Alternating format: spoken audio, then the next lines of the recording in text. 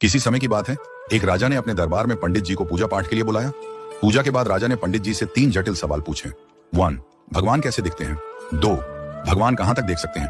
3. भगवान क्या करते हैं?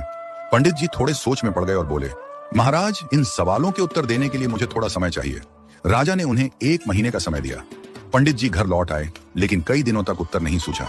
उनकी परेशानी देखकर उनका बेटा बोला, पिताजी, आप क्यों चिंतित हैं? पंडित जी ने उसे राजा के सवालों के बारे में बताया।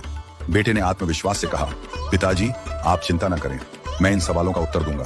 अगले दिन दोनों राजा के दरबार में पहुंचे। राजा ने पंडित जी से पूछा, पंडित जी, आपने मेरे सवालों के जवाब खोज लिए? पंडित जी ने कहा, महाराज, मेरे बेटे ने इन सवालों के उत्तर देने का जिम्मा लिया है। राजा ने पूछा, तो बताओ, पहला सवाल, भगवान कैसे दिखते हैं? पंडित जी के बेटे ने मुस्कुराते हुए कहा, महाराज, कृपया एक कटोरी दूध मंगवाइए। दूध लाया गया। लड़के ने उसमें अपनी उंगली डालकर घुमाना शुरू कर दिया। राजा ने चौंक कर पूछा, ये क्या कर रहे हो? लड़के ने शांत स्वर में कहा, महाराज, क्या आपको इस दूध में मक्खन दिख रहा है?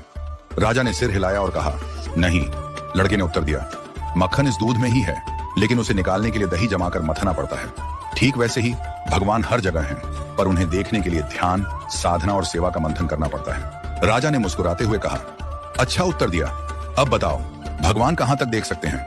पंडित जी के बेटे ने कहा, महाराज, कृपया एक दिया मंगवाइए और उसे जलाइए। दिया जलाया गया और उसकी रोशनी चारों ओर फैल गई। लड़के ने पूछा, इस दिए की रोशनी कहां तक जा रही है? राजा ने कहा, यह तो पूरे कमरे में फैल रही है। लड़के ने उत्तर दिया, ठीक वैसे ही भगवान की दृष्टि की कोई सीमा नहीं है। जैसे इस दिए की रोशनी हर दिशा में फैलती है और सब कुछ देखती है, वैसे ही भगवान भी हर जगह सब कुछ देख सकते हैं। राजा ने संतुष्ट होकर कहा, बहुत अच्छा उत्तर दिया। अब बताओ, भगवान क्या करते हैं?